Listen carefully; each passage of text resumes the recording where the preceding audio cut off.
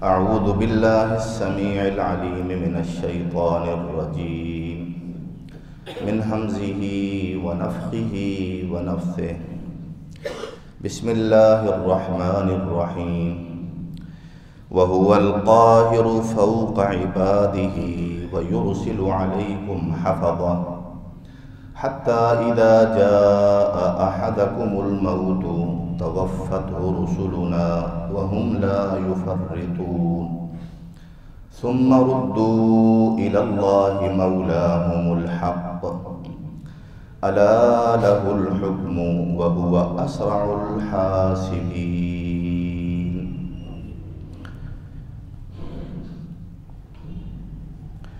وهو القاهر فوق عباده، اور وہ اللہ احکم الحاکمین ارحم الراحمین وحدہ لا شریک، وہ اپنے تمام بندوں پہ پوری طرح کنٹرول رکھنے والا ہے، قاہر ہے۔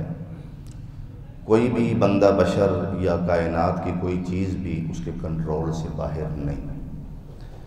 وَيُرْسِلُ عَلَيْكُمْ حَفَظًا، اے لوگو، اللہ تمہارے اوپر تمہاری حفاظت کے لیے اپنے فرشتے مسلسل بھیجتا رہتا ہے۔ اللہ تعالیٰ کے فرشتے بھیجنے کی تفصیل اور تشریح ایک تو قرآن مجید میں ایک مقام پہ آئی ہے، سورۃ الرعد میں، لَهُ مُعَقِّبَاتٌ مِّن بَيْنِ يَدَيْهِ وَمِنْ خَلْفِهِ يَحْفَظُونَهُ مِنْ أَمْرِ اللَّهِ، کہ اللہ تعالیٰ نے اپنے بندے کے لیے اپنے فرشتوں کی باریاں مقرر کی ہیں کہ وہ باری باری دن اور رات کے دو حصے ہیں کہ میرے ہر بندے کی حفاظت تم کرو۔ چنانچہ ہر بندے کے ساتھ، وہ مسلمان ہو کافر ہو، وہ اس کی حفاظت کرتے ہیں، اس کے آگے سے بھی اس کے پیچھے سے۔ اور حدیث میں آتا ہے کہ نبی علیہ السلام نے فرمایا ان کی یہ جو ڈیوٹیاں ہیں یہ عصر کے وقت اور صبح کے وقت تبدیل ہوتی ہیں۔ صبح کے وقت وہ فرشتے آ جاتے ہیں جنہوں نے دن کو انسان کی حفاظت کرنا ہوتی ہے، اور ان فرشتوں کی ڈیوٹی ختم ہو جاتی ہے جنہوں نے رات کو شام سے پوری رات اس کی حفاظت کی ہے۔ تو میں اس ڈیٹیل میں نہیں جانا چاہتا کیونکہ یہ ہمارے آج کے موضوع سے الگ ہے۔ تو اللہ تعالیٰ ایک تو یہ محافظ فرشتے لوگوں کے لیے بھیجتے ہیں، ایک محافظ فرشتے وہ ہیں جو لوگوں کے اعمال کو نوٹ کر رہے ہیں، محفوظ کر رہے ہیں، درج کر رہے ہیں۔ اللہ فرماتے ہیں وَإِنَّ عَلَيْكُمْ لَحَافِظِينَ كِرَامًا كَاتِبِينَ يَعْلَمُونَ مَا تَفْعَلُونَ۔ تم قیامت کے دن کو، بدلے کے دن کو کیسے جھٹلا سکتے ہو جبکہ ہم نے تمہارے اوپر تمہارے اعمال کی حفاظت کرنے والے فرشتے لگا رکھے، اور وہ فرشتے عام نہیں، کرامن، بڑی عزت والے فرشتے ہیں۔ ان کا کام کیا ہے؟ کاتبین، وہ لکھتے ہیں۔ یعلمون ما تفعلون، تم جو کچھ بھی کرتے ہو وہ جانتے ہیں، تمہاری کوئی حرکت ان سے پوشیدہ نہیں رہ سکتی۔ تو اللہ مالک الملک نے فرمایا کہ وہ اپنے بندوں پہ غالب ہے، اور اللہ تعالیٰ تمہارے اوپر اپنے محافظ فرشتے بھیجتا ہے۔ حتی اذا جاء احدکم الموت، یہ زندگی تمہاری اس طرح گزرتی رہتی ہے، اور وہ وقت آ پہنچتا ہے جب تمہاری اس دنیا کی زندگی ختم ہو جاتی ہے اور مزید گنجائش نہیں رہتی، اور وہ اللہ نے ہر بندے کی زندگی اور اس کی موت کا وقت، زندگی کیسے گزارنی ہے، اس نے اللہ نے اس وقت لکھ دی ہوتی ہے جب بچہ اپنے ماں کے پیٹ میں پرورش پا رہا ہوتا ہے، اس وقت لکھ دی۔ تو جب وہ وقت آتا ہے اللہ فرماتے ہیں توفته رسلنا، پھر ہم اور فرشتے بھیجتے ہیں، ہمارے فرشتے ہمارے بھیجے ہوئے وہ اس کی روح کو نکالنے آتے ہیں، وَهُمْ لَا يُفَرِّطُونَ، اور وہ کسی طرح کی کمی کوتاہی نہیں کرتے۔ اس کا مطلب یہ ہے کہ دنیا کے اندر بعض اوقات کسی مخصوص عملے کی کمی کوتاہی کسی بندے کے اثر و رسوخ کی وجہ سے ہوتی ہے کہ کسی کو گرفتار کرنے کے لیے پولیس گئی لیکن وہ اثر و رسوخ والا تھا، وہ اس کو ہاتھ سے نہیں ڈال سکتی، ناکام واپس آ جاتے. لیکن دنیا میں کوئی ایسی مثال نہیں کہ اللہ نے فرشتے بھیجے ہوں اور وہ ناکام آ گئے. نبیوں کو بھی انہوں نے اللہ تعالیٰ کے بھیجنے پہ ان کو ان کی روحیں نکالی اور اللہ کے پاس لے گئے. بڑے بڑے بادشاہ جو یہ سمجھتے تھے کہ زندگی اور موت تو میرے قبضے میں ہے، جیسے نمرود نے ابراہیم علیہ السلام کے سامنے یہ کہا تھا کہ تو کہتا ہے میرا رب وہ ہے جو زندہ کرتا ہے اور مارتا ہے، انا احیی و امید، میں زندہ کرتا ہوں اور میں مارتا ہوں. وہ اپنے آپ کو اللہ کے فرشتوں سے بچا نہیں سکا جب اس کی موت کا وقت آیا. فرعون نے کہا تھا کہ یہ موسیٰ تمہیں کدھر بلا رہا ہے، تم تو اس کی بات مان کے گمراہی کی طرف چلے جاؤ گے، میں تمہارا سب سے بلند رب ہوں. دیکھو یہ سارا نظام میرے حکم سے چل رہا ہے. لیکن اللہ نے اس کی موت غرق کی شکل میں لکھی ہوئی تھی. جن نہروں پہ اسے مان تھا، ناز تھا اور کہتا تھا حاذی الانہار تجری من تحتی، یہ جو دریا ہیں یہ میرے حکم سے چلتے ہیں، اللہ نے کہا یہ تیرے حکم سے نہیں چلتے، یہ میرے حکم سے چلتے ہیں. اور اس کو ایسی عبرت کا نشان بنایا کہ آج بھی اس کی لاش، اس کی وہ گندی اور بدبودار لاش آج بھی وہ لوگوں کے لیے عبرت ہے. تو اللہ فرماتے ہیں جب میں فرشتے بھیجتا ہوں نا تو پھر وہ کمی نہیں کرتے، پھر وہ جب تمہاری روح نکالتے ہیں پھر تم جاتے کدھر ہو، ثم ردوا الی اللہ مولاہم الحق، پھر ہر انسان اللہ کی طرف لٹایا جاتا ہے. وہ اللہ جو سب کا سچا مالک اور بادشاہ ہے. اور پھر اللہ نے ایک عقیدے کی بات بتائی تاکہ ہم پوری زندگی اس چیز کے اوپر کاربند رہیں. فرمایا الا لہ الحکم، لوگوں یہ اچھی طرح سن لو، سمجھ لو اور ذہن نشین کر لو کہ ہر طرح کا فیصلہ اسی کا چلتا ہے. وَهُوَ أَسْرَعُ الْحَاسِبِينَ، اور وہ اپنے بندوں کا حساب لینے میں دیر نہیں کرتا. تو یہ جو وقت ہے اس کو ہم موت کا وقت کہتے ہیں. یہ ہر انسان پہ آتا ہے اور ایک انسان کو اس جہان سے اٹھا کے ایک ایسے جہان میں پہنچا دیتا ہے جس کو اس دنیا کے اندر جس کا انسان تصور بھی نہیں کر سکتا. اور وہ اس دنیا میں گزاری ہوئی زندگی کے مطابق وہ ایک بہترین جہان بھی ہو سکتا ہے اور وہ ایک بدترین جہان بھی ہو سکتا ہے جس کا انسان نے نہ سوچا ہوتا ہے. تو وہ انسان خوش قسمت ہے جو اپنے اس وقت کو یاد رکھتا ہے. دنیا کے غم، دنیا کے تفکرات، دنیا کی پریشانیوں سے اگر ہم اپنے دلوں کو پاک کرنا چاہتے ہیں، اپنے آپ کو ہلکا کرنا چاہتے ہیں اور صحیح پرسکون زندگی گزارنا چاہتے ہیں تو پھر ہم موت کی تیاری کریں. نبی علیہ السلام سے ایک صحابی نے پوچھا من اکیس الناس واحزم الناس، اے اللہ کے نبی پوچھنا یہ چاہتا ہوں کہ لوگوں میں ہم نہیں فیصلہ کر سکتے، ہماری سوچ غلط بھی ہو سکتی ہے، ہمارا تصور یا ہمارا نظریہ کسی کے بارے میں غلط بھی ہو سکتا ہے. آپ یہ صحیح اصول بتائیں کہ لوگوں میں سے سب سے عقل مند انسان کون ہے اور لوگوں میں سے سب سے زیادہ ہوشیار اور محتاط اور قبل از وقت اپنے آپ کو خطرات سے بچانے والا کون ہے. نبی صلی اللہ علیہ وسلم نے فرمایا اکیس الناس اکثرهم ذکرا للموت واستعدادا للموت قبل لقائه. عقل مند انسان اس دنیا کے اندر وہ نہیں جو عہدوں کے پیچھے بھاگ رہا ہے، وہ نہیں جو پراپرٹیاں دن رات یہ سوچ رہا ہے کہ میری پراپرٹی بڑھ جائے، مجھے فلاں جو ہے وہ منصب مل جائے، میں لوگوں کی نظر میں جو ہے ان کی آنکھوں کا تارا بن جاؤں. فرمایا عقل مند انسان دنیا میں وہ ہے جو سب سے زیادہ موت کو یاد کرتا ہے، اٹھتا ہے موت کو یاد کرتا ہے، چلتا ہے موت کو یاد کرتا ہے کہ مجھے کوئی پتہ نہیں کس وقت موت آ جائے، تو لہٰذا میں اس کے آنے سے پہلے اچھی طرح تیاری کروں. اور تیاری کیا ہوتی ہے؟ ایک تو سب سے پہلے اپنے عقیدے کو اللہ کی ذات کے بارے میں بالکل صحیح واضح رکھنا، کسی قسم کا شک نہ کرنا اس کی توحید کے اوپر، اس کے اسماء و صفات کے اوپر، اس کے فیصلوں کے اوپر۔ اور پھر اللہ نے جن جن باتوں کو ماننے کا کہا اور ہم اپنی آنکھوں سے نہیں دیکھ سکتے، فرشتے ہیں، قیامت ہے، قبر ہے، اور حساب کتاب کا دن ہے، اور یہ ساری جنت جہنم، اس کے بارے میں انسان بالکل کسی قسم کے شک میں مبتلا نہ رہے۔ اللہ فرماتے ہیں انما المؤمنون الذين آمنوا بالله ورسوله ثم لم يرتابوا وجاهدوا باموالهم وانفسهم في سبيل الله اولئك هم الصادقون۔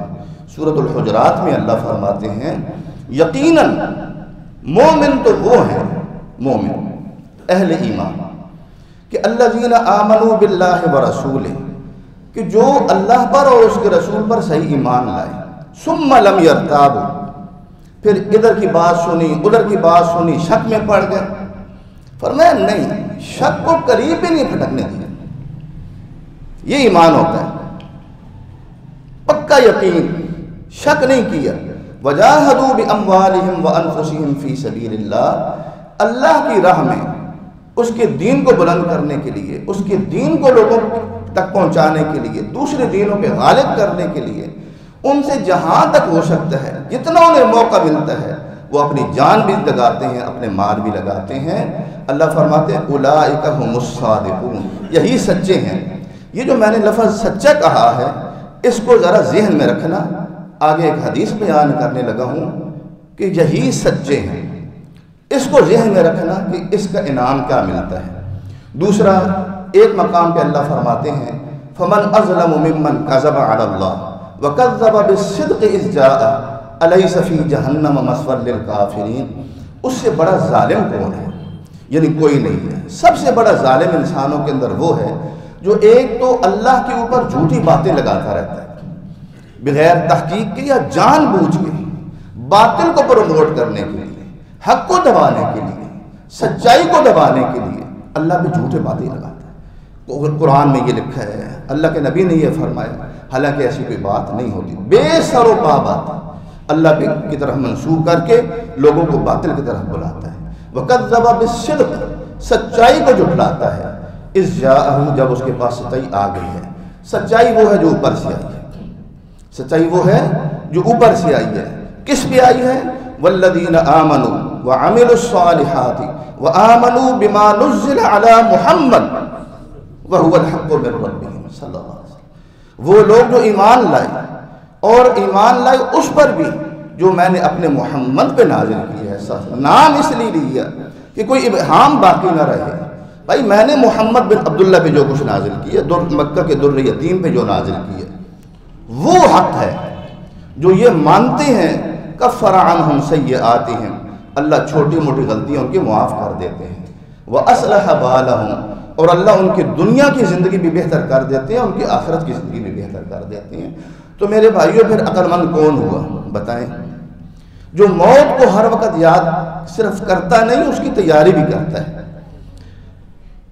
یہ موت کا منظر، یہ ایک ایسا منظر ہوتا ہے کہ انسان نے دنیا میں ایسا منظر کبھی دیکھا ہی نہیں ہوتا، جو اس کے اوپر گزر رہا ہوتا ہے۔ اور ہم قبرستان چلے جائیں، اپنے عزیزوں کے پاس بیٹھ کے دیکھیں کہ یہ اس منظر سے گزر کے اگلے مراحل طے کر رہے ہیں، ان پہ کیا گزر رہی ہے یہ بتا نہیں سکتے، یہ تنہا اپنی یہ زندگی گزار رہے ہیں۔ کبھی ہم بھی غور کریں، ہمارے اوپر بھی یہ وقت آنا ہے، یقیناً آنا ہے، اور ہم نے بھی اس ایسی انجانی منزل کے اوپر چلنا ہے اور چلنا پڑنا ہے جو ہم نے نہ دیکھی نہ سنی۔ تو اللہ فرماتے ہیں یہ جو ہمارے فرشتے ہیں نا، ان کو ہم نے بڑی زبردست ڈیوٹیاں دی ہیں، اور یہ ہمارے کام بڑے زبردست طریقے سے کرتے ہیں۔ میں آپ کے سامنے آج کے خطبے میں جو باقی وقت ہے، ایک حدیث صرف بیان کروں گا، اور چونکہ یہ ذرا لمبی حدیث ہے اور اس میں بے بہا اسباق ہے۔ یہ حدیث امام احمد بن حنبل رحمۃ اللہ علیہ نے اپنی کتاب مسند امام احمد بن حنبل میں نقل کی ہے، دیگر کتب احادیث میں یہ حدیث موجود ہے، اور اس حدیث کے راوی برا بن عازب رضی اللہ عنہ ہے۔ کون ہے؟ برا بن عازب رضی اللہ عنہ۔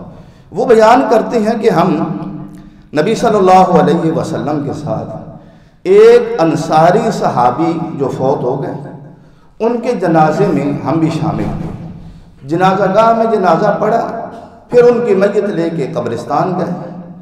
اور آپ کو پتہ ہے کہ جنازہ گاہ آپ جب اللہ تعالیٰ سب کو ان مقدس مقامات کی بار بار زیارت کرائے، مسجد نبوی میں جب آپ جاتے ہیں تو اگر آپ کا رخ قبلہ کی طرف ہو تو دائیں طرف جائیں تو مسجد غمامہ آتی ہے۔ وہ جگہ تھی جہاں اللہ کے نبی، وہ مدینے سے باہر تھی آبادی سے، مدینہ کی آبادی تھوڑی تھی، یہ بالکل الگ جگہ تھی۔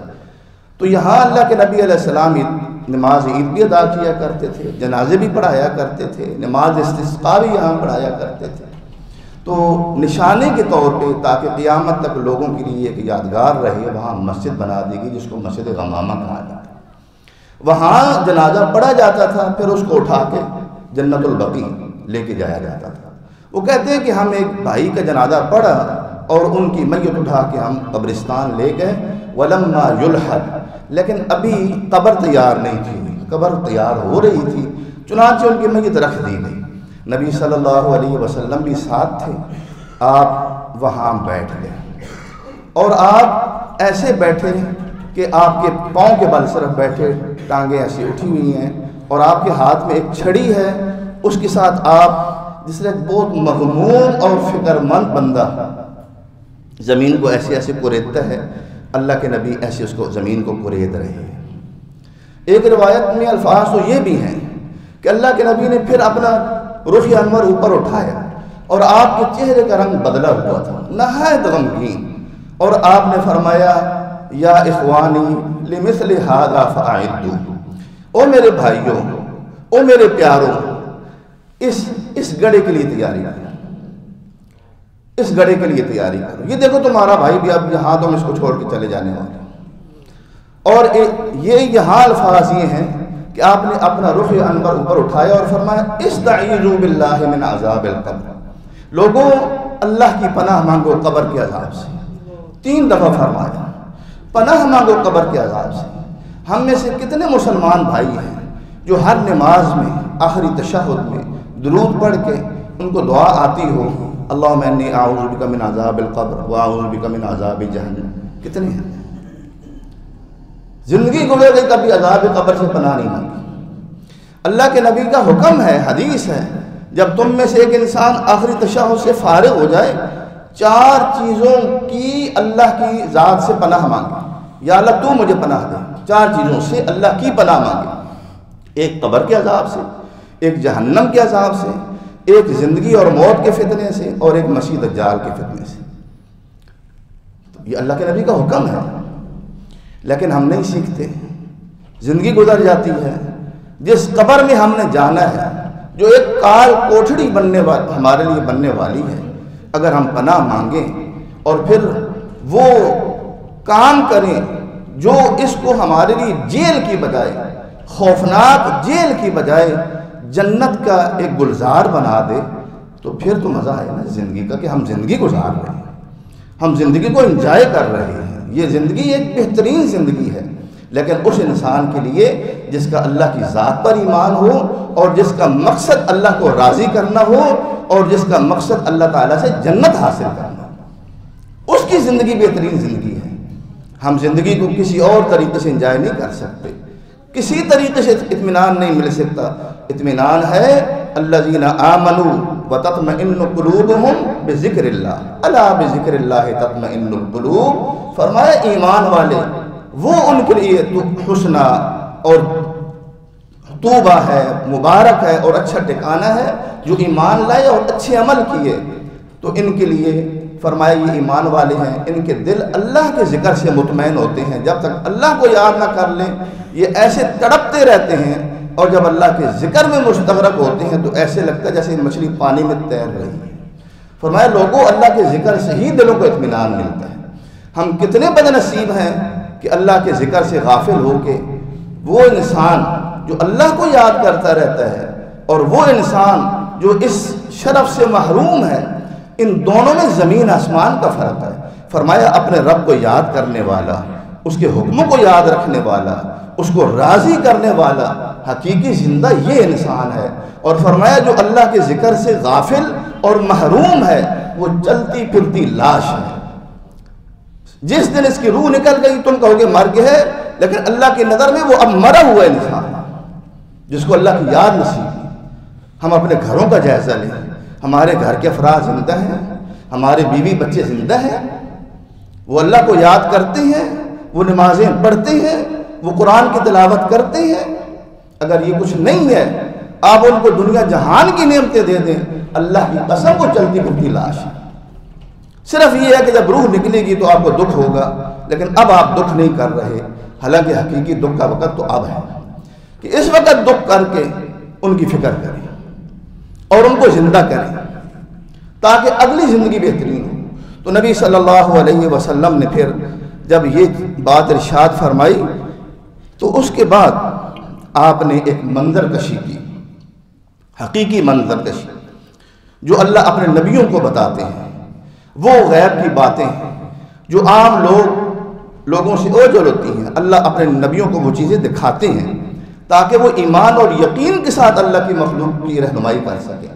تو آپ نے فرمایا لوگوں ایک مومن انسان، میں نے مومن کی کیا پیچھے ڈیفینیشن بتائی تھی قرآن کی روشنی میں، جو اللہ پر ایمان لائے، اس کے رسول پر، پھر شک نہیں کیا، پکے ہو گئے، اور پھر اس میں وہ انہوں نے مجاہدہ کیا، یہ نہیں کہ اپنی ذات کی، اللہ کے دین کے لیے جہاں تک ہو سکا انہوں نے زور لگا دیا، جان کی پرواہ نہیں کی، مال کی پرواہ نہیں کی۔ فرمایا یہی سچے ہیں۔ اس سچے انسان کے بارے میں اللہ کے نبی فرماتے ہیں کہ ایک مومن انسان جب وہ دنیا سے نکلنے والا ہوتا ہے اور آخرت کی طرف جانے والا ہوتا ہے، وہ وقت کتنا اہم وقت ہے، کتنا نازک وقت ہے کہ جس وقت ایک انسان کے اگر لاکھوں چاہنے والے بھی ہوں وہ اس کو بچا نہیں سکتے، وہ اس کو روک نہیں سکتے، اس نے اب جانا ہی ہے۔ تو فرمایا جب اس کا یہ وقت آتا ہے تو آسمان سے فرشتے اترتے ہیں، آسمان سے فرشتے، اور فرشتے خود آ جاتے ہیں۔ قرآن کہتا ہے وَمَا نَتَنَزَّلُ إِلَّا بِأَمْرِ رَبِّكَ، اے میرے محبوب، اے جبریل میرے محبوب کے ذریعے لوگوں کو بتا دو کہ ہم اپنے رب کے حکم کے بغیر زمین پہ آ بھی نہیں سکتے، اوپر جا بھی نہیں سکتے۔ جہاں اس نے ہماری ڈیوٹی لگا دی ہے ادھر ہی ہم نے رہنا ہے، ہماری حرکت بھی اللہ کے حکم سے ہوتی ہے۔ اتنی مخلوق، قوت والی مخلوق، وہ اگر اللہ کے سامنے ایسی بے بس ہے، میں اور آپ کیا چیز ہے؟ تو اللہ کی طرف سے فرشتے آتے ہیں، کیونکہ یہ مومن بندہ تھا، اس نے یہ دنیا کے لیے نہیں جیا، یہ آخرت کے لیے جیا، اس نے اپنی آخرت بنائی اور سنواری۔ تو فرمایا اللہ مالک الملک بھی پھر اپنے بندوں کی محنتوں کو ضائع نہیں کرتے، اس کے وعدے سچے ہیں۔ آسمان سے کیسے فرشتے نازل ہوتے ہیں؟ فرمایا ایسے روشن اور چمکدار اور ایسی خوبصورت شکلوں والے فرشتے جیسے سورج چمکتا ہوا ہوتا ہے۔ اور ان کے پاس ہوتا کیا ہے؟ ان کے پاس ہوتا کیا ہے؟ فرمایا ایک تو یہ جسم ہے جس نے مٹی میں چلے جانا ہے، اس کا انتظام تو اس کے رشتہ داروں نے کرنا ہے، اصل چیز تو وہ روح ہے، اصل چیز تو وہ ہے جو اس کے اندر ہے، جس کی وجہ سے انسان کو انسان کہا جاتا ہے، اس کی قدر کی جاتی ہے۔ جب وہ نکل جائے تو پھر تو اس کو زمین میں دفنانا ہوتا ہے، وہ کوئی بھی ہو، اس کے بغیر چارہ ہی نہیں۔ تو وہ پھر جنت سے ایک کفن لے کے آتے ہیں، جنت کا کفن، ذرا تصور تو کریں۔ اللہ کے نبی نے فرمایا اگر جنت کا ایک کپڑا زمین کی طرف لہرا دیا جائے، پھر سورج نہ بھی نکلے، سورج سے زیادہ روشنی پوری دنیا میں پھیل جائے۔ میرے بھائیو وہ کفن آتا ہے، تیاری کی ہے، سوچا ہے کبھی، دعا کی ہے، سجدوں میں روئے ہیں، اے اللہ مجھے وہ کفن دینا۔ دنیا کا کفن نصیب ہو ہی جائے گا، نہ بھی ہو تو قبر میں چلی جائیں گے۔ اس حقیقی کفن کے اوپر غور کریں، جنت کا کفن آتا ہے اور جنت کی حنوط اور خوشبو آتی ہے۔ کبھی کوئی سوچا ہے جنت کی خوشبو؟ دنیا بھر کی خوشبویں جمع کر لیں، جنت کی خوشبو کے ایک قطرے کا مقابلہ نہیں کر سکتے۔ وہ اس انسان کے لیے لے کے آتے ہیں۔ وہ فرشتے ہوتے کتنے ہیں؟ اللہ کے نبی فرماتے ہیں جہاں تک اس کی نظر جاتی ہے نا، وہاں تک وہ بیٹھ جاتے ہیں اور اس کی طرف بڑے پیار سے دیکھتے رہتے ہیں۔ اور وہ ایک مرحلے کا اس وقت اس لمحے کے منتظر ہوتے ہیں۔ فَإِذَا جَاءَ أَجَلُهُمْ لَا يَسْتَأْخِرُونَ سَاعَةً وَلَا يَسْتَقْدِمُونَ، ہم نے ایک وقت مقرر کیا ہے، جب وہ گھڑی آ جاتی ہے نہ اس گھڑی میں ایک لمحہ دیر ہوتی ہے نہ پہل کوئی فرشتہ کر سکتا ہے، حتیٰ کہ ملک الموت آ جاتا ہے۔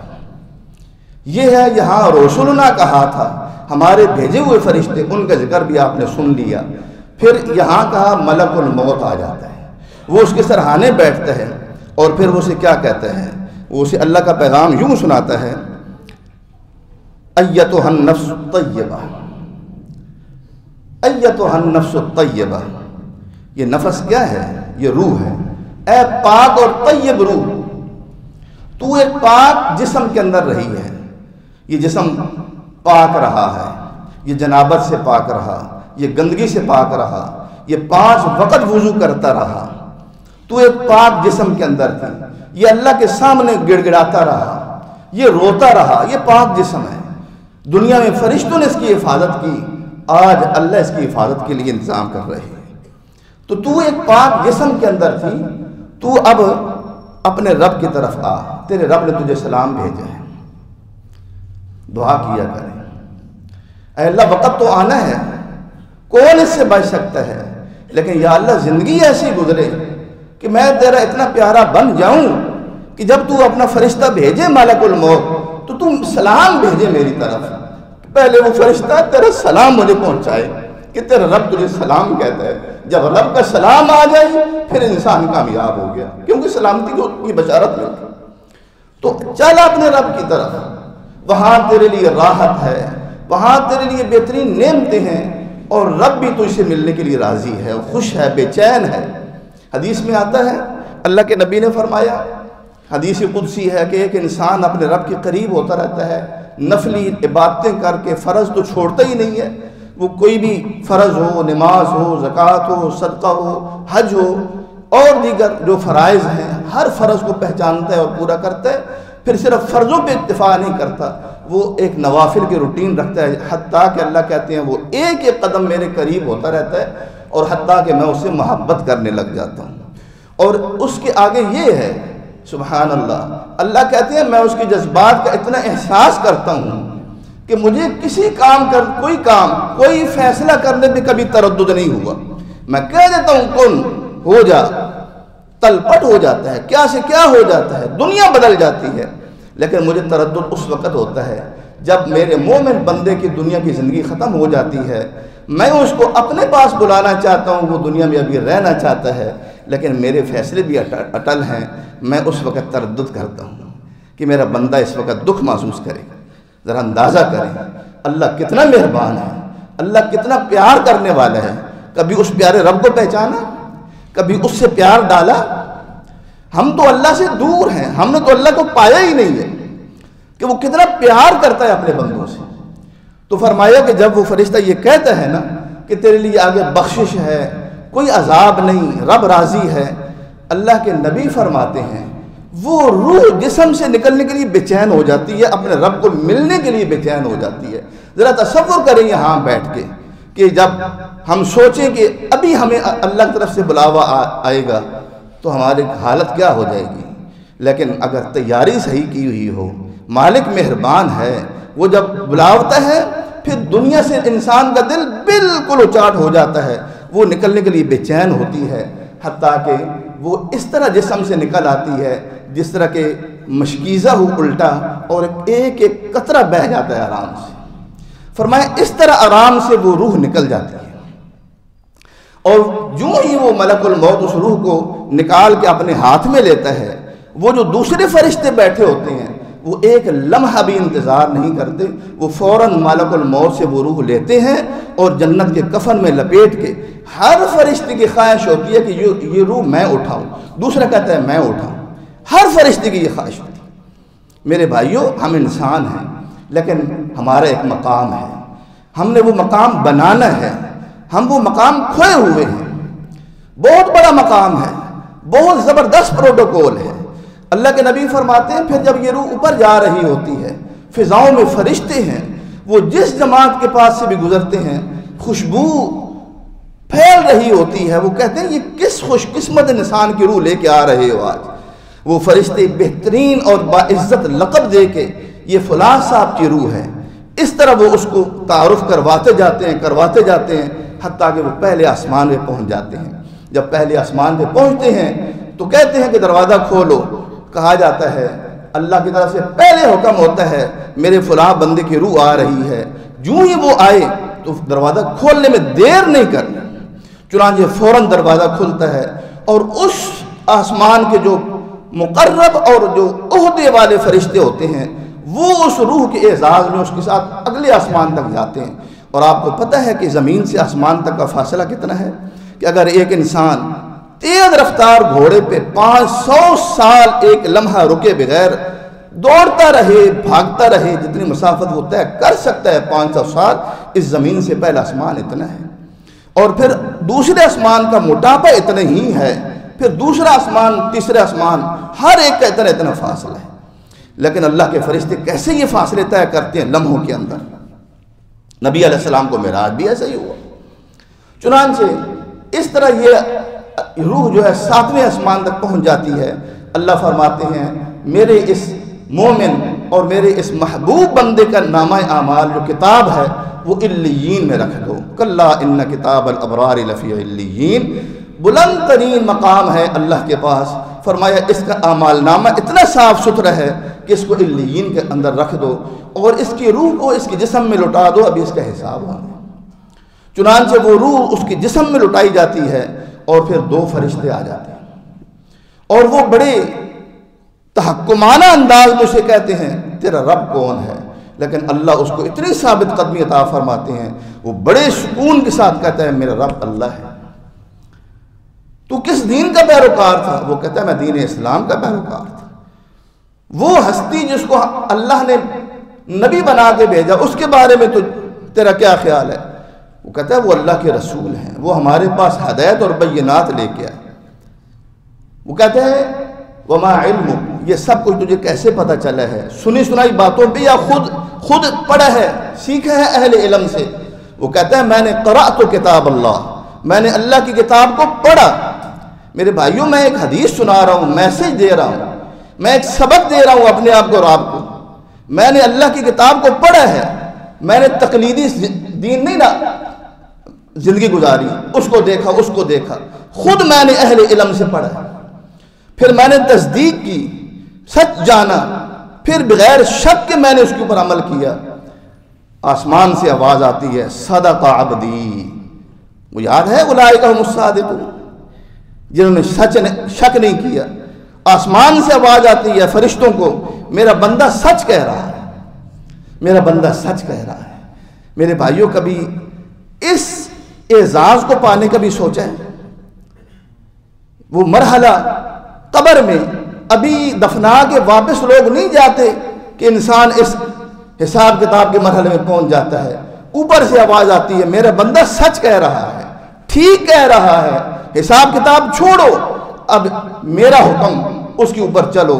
اس کے لیے جنت کا فرش بچھاؤ، بستر بچھاؤ اور جنت کی طرف اس کی کھڑکی کھول دو تاکہ آخرت قیام ہونے تک جہاں اس کی برزخی زندگی ہے جنت کی بہاریں یہ دیکھتا رہے، جنت کی خوشبوئیں یہ سونگتا رہے، اور اس طرح اس کی زندگی گزرے۔ اس کی قبر گلزار جنت بن جائے گی، اس کی قبر جیل نہیں بنے گی۔ فرمایا جب ایک برا انسان جس نے اپنی زندگی کی پرواہ نہیں کی، جس نے گندگیوں میں اپنے آپ کو لتھیڑ لیا اور زندگی کو دین کو کھیل اور تماشا بنا لیا، موم کی ناک بنا لیا، جدھر مرضی ہے مسئلے کو موڑ لو، جب مرضی ہے نماز شروع کر دو، جب مرضی ہے چھوڑ دو، یہ مرضیوں کا چلنے والا۔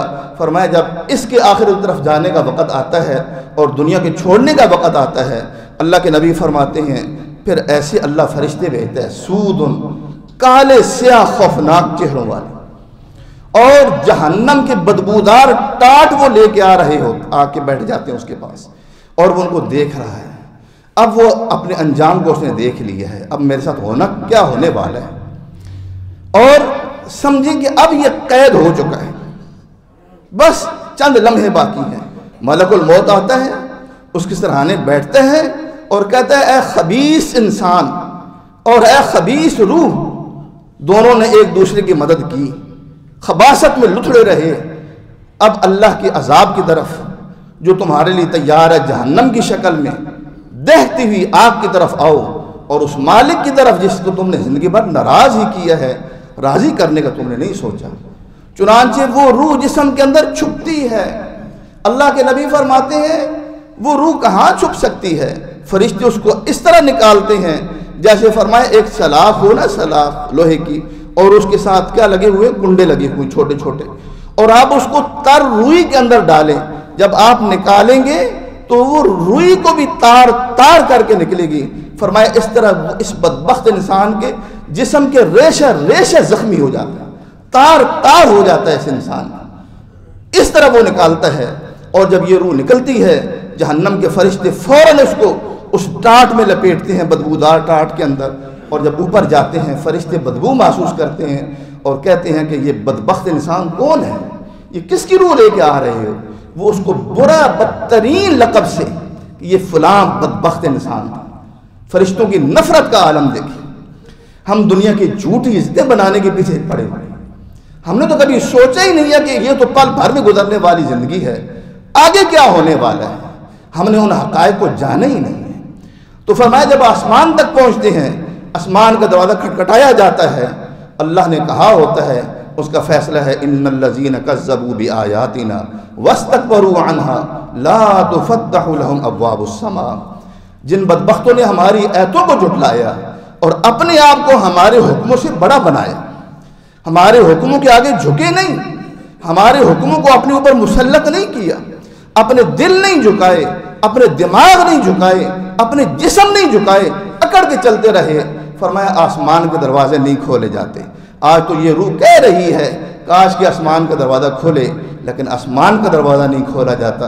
اور پھر فرمایا اللہ کہتے ہیں اس کی روح کو زمین پہ پٹخ دو، اور پھر سورہ حج کی یہ آیت پڑھی وَمَن يُشْرِكْ بِاللَّهِ فَكَأَنَّمَا خَرَّ مِنَ السَّمَاءِ فَتَخْطَفُهُ الطَّيْرُ أَوْ تَهْوِي بِهِ الرِّيحُ فِي مَكَانٍ سَحِيقٍ، کہ فرمایا جو اللہ کے ساتھ شرک کرتا ہے وہ ایسے ہے جیسے وہ بلندی سے نیچے گرے، اس کو چاہے فضا کے اندر ہی پرندے اچک لیں یا ہوائیں اس کو دور پھینک دیں، یعنی اللہ کی نظر میں ایک حقیر انسان ہے، اللہ کی نظر میں اس کی ایک ذرے جتنی بھی اہمیت نہیں ہے۔ وجہ کیا ہے؟ اس نے اپنی اہمیت خود نہیں بنائی، اس نے اپنی اہمیت کو خود گنوایا، اس نے اپنے آپ پہ خود ظلم کیا، اس نے زندگی کے مقصد کو نہیں پہچانا۔ چنانچہ جب اس کو نیچے پھینکا جاتا ہے اور پھر حساب کتاب کے لیے اس کی جسم سے اس کا تعلق جوڑا جاتا ہے، فرشتے آ جاتے ہیں، کہتے ہیں بتاؤ تمہارا رب کون ہے؟ وہ کہتا ہے ہا لا ادری، اوہ مجھے نہیں پتا، مجھے نہیں پتا۔ اور پھر اس کے دین کے بارے میں کہتا ہے مجھے نہیں پتا، بالکل نہیں پتا۔ پھر نبی کے بارے میں کہتا ہے مجھے نہیں پتا۔ اللہ کہتے ہیں کذب عبدی، یہ میرا بندہ جھوٹا ہے، یہ گندا انسان ہے، سچ تو میں نے بھیج دیا تھا، نبی بھی سچا تھا، سب کچھ سچ بتایا، پھر اس نے دنیا کی زندگی کیوں گنوائی؟ اب اس کے لیے چھوڑو اس کا حساب، جہنم کا بستر بچھاؤ، جہنم کی طرف کھڑکی کھول دو۔ قیامت کے دن تو یہ جہنم میں جائے گا ہی، لیکن یہ برزخی زندگی بھی اس کے لیے جہنم بن کے رہے گی۔ میرے بھائیوں، میں نے آپ کے سامنے حضرت براء بن عازب رضی اللہ عنہ کی ایک حدیث بیان کی ہے آج، موت کا منظر اور موت کے بعد کیا حقائق پیش آنے والے ہیں۔ کیا میں اور آپ ہمیں موت کی تیاری کرنی چاہیے کہ نہیں کرنی چاہیے؟ موت کی تیاری کس طرح ہو سکتی ہے؟ اس کا ساز و سامان، اس کا راستہ کیا ہے، اس کا وے کیا ہے، اس کا طریقہ اور اس کا راستہ اہدنا الصراط المستقیم ہے، وہ جو نبی نے بتایا، جو نبی لے کے آئے۔ اور خوش نصیب انسان کون ہے بتائیں؟ کیا کہا تھا میں نے؟ عقل مند کون ہے؟ جو موت کی تیاری کرتا ہے اور موت کو سب سے زیادہ یاد رکھتا ہے۔ موت کو یاد رکھنے سے کیا فائدے حاصل ہوتے ہیں؟ دنیا کی فکر اور تفکرات سے انسان کا پیچھا چھوٹ جاتا ہے، سکون والی زندگی نصیب ہوتی ہے، کیونکہ نبی علیہ السلام نے فرمایا ہے من جعل الہموم ہما واحدا ہم آخرت کفاہ اللہ ہم دنیا، جو انسان سارے غموں کو بلا کے یہ غم یہ غم یہ غم، فرمایا ان سب کو پیچھے کر کے، آپ دنیا میں بھی یہ تجربے کیے ہیں، آپ کو کئی فکریں درپیش ہوتی ہیں، لیکن ایک بڑی فکر جب آتی ہے آپ کہتے ہیں یار ان کو رہنے دو، پہلے میں اس سے نمٹ لوں، یہی کہتے ہیں. یہ دنیا کے بارے میں عقل مند ہے. تو اللہ کے نبی نے فرمایا نہیں، سارے غم چھوٹے ہیں، ان سے پیچھا بھی چھوٹ جانے والا ہے، یہ دنیا ہی چھوٹ جانے والی ہے. جو آخرت کا غم اپنے اوپر سوار کر لیتا ہے، کفاہ اللہ ہم دنیا، اللہ دنیا کے غموں میں اس کو کافی ہو جاتا ہے. اور فرمایا جو اپنے غم دنیا کے بنا لیتا ہے، آخرت کو فراموش کر لیتا ہے، اللہ اس کے اوپر ایسے غم مسلط کر دیتے ہیں، وہ کبھی ادھر ٹھوکریں کھا رہا ہے، کبھی ادھر ٹھوکریں کھا رہا ہے. میرے بھائیو، اللہ سے ملاقات کو اپنا مقصد بنائیں اور اس کے لیے تیاری کریں، انشاءاللہ اسی میں کامیابی ہے. اقول قولی ھذا واستغفر